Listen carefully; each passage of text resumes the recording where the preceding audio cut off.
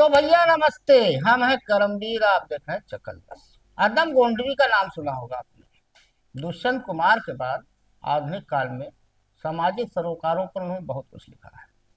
जात के क्षत्रिय थे, गोंडा जनपद के रहने वाले थे। सिंपल जीवन था उनका, धोती कुर्ता गमछा। तो उन्होंने चंद लाइनें लिखी हैं। और वो लाइनें आज की जो ये हाहा हू हो रहा है, नुरा कुश्ती जो चल रही है, वो चाहे यूजीसी को लेकर हो, चाहे शंकराचार्य को लेकर हो, चाहे वो अखिलेश यादव का जो एक बयान आया, बथुआ बाबा और सतुआ बाबा, उस सब पे मौजूद होता है।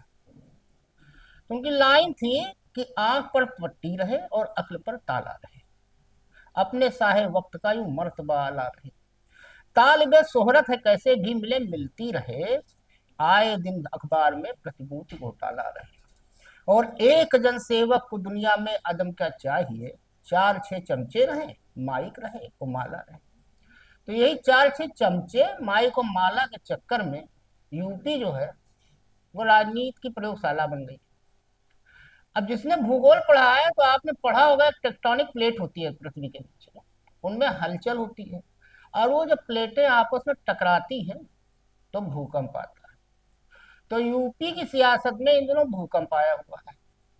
और आया का है, संघ केंद्र सरकार प्रयोग करने में एक्सपर्ट है, या यूं कहिए बहुत बेशरम है इस मामले में। ये कोई भी प्रयोग कभी भी कर लेते हैं, पहले थूकते हैं फिर चाटते भी हैं। वो चाहे किसान बिल रहा हो और चाहे ताजा ताजा मामला यूजीसी रहा हो। अब यूजीसी जो स्टैंडिंग कमेटी बनी थी संसद की, सुप्रीम कोर्ट के निर्देश पर, उसके चेयरमैन थे दिग्विजय सिंह, कांग्रेस वाले। अब दिक्कत कांग्रेस के साथ क्या है, उनके पास भी कई भस्मासुर है, जैसे बीजेपी में है, कालनेमी भी है। अब आजकल तो यही चल रहा है, भस्मासुर कालनेमी। तो अब ये माना जा रहा है कि इसका सारा ठीकरा दिग्विजय सिंह पर फोड़ा जाए, यूजीसी वाले को लेकर, जो ओबीसी वाला आरक्षण का मामला है। यह कमेटी बनी है, और जितने ब्राह्मण हैं, क्षत्रिय हैं, वो अलग अपना बनियाई पहन के, बनियाई उतार के आंदोलन कर रहे हैं। अब इस ताजा मामले में ब्रजभूषण शरण सिंह के सुपुत्र प्रतीक भूषण भी कूदे। उन्होंने ट्वीट किया एक एक्स पर। कुमार विश्वास, जिन्हें बिल्कुल सरकारी दरबारी कवि माना जाता है, वो भी कूद पड़े इसमें। और एक बड़ा मजेदार मामला हुआ, एक पीसीएस अधिकारी है अलंकार अग्निहोत्री। अब वो कौन सा अलंकार उन्होंने किया वो बताते हैं। वो 15वीं रैंक थी उनकी, 2019 बैच के पीसीएस है। 15वीं रैंक माने रखती है यूपी पीसीएस में, यूपीएससी से ज्यादा टफ होता है यूपी पीसीएस। और यूपी बोर्ड के भी टॉपर रहे हैं, 22वीं रैंक थी यूपी बोर्ड में। आईआईटी बीएचयू से उन्होंने आईआईटी किया, कुछ दिन नौकरी भी की प्राइवेट। उसके बाद 2019 में यूपी पीसीएस उन्होंने बीट की। वो बलरामपुर में एसडीएम रहे, लखनऊ में एडीएम भी रहे। इन दिनों वो बरेली में सिटी मजिस्ट्रेट थे। अब जब यूजीसी वाला रायता फैला, उससे पहले शंकराचार्य वाला रायता फैल ही चुका था, वो बैठे ही हैं सेक्टर 4 में। तो अचानक से अलंकार जी की आत्मा जागृत हुई, और अलंकार जी ने एक तख्ती ली, उसमें यूजीसी ब्राह्मण विरोधी शंकराचार्य को लेकर के एक तख्ती ली, और ब्राह्मण विरोधी यूजीसी और शंकराचार्य को लेकर अपना इस्तीफा सुबह दिया, और शाम को उन्हें निलंबित कर दिया गया।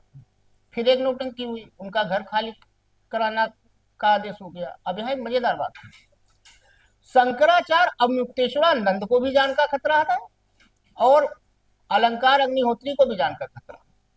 उन्होंने अपना घर वर खाली करना शुरू किया। फिर उन्होंने एक प्रेस कॉन्फ्रेंस की कल रात में, कहा कि डीएम साहब ने हमको बुलाया था, और कोई लखनऊ से फोन आया था, उसने कहा साला पंडित पागल हो गया है।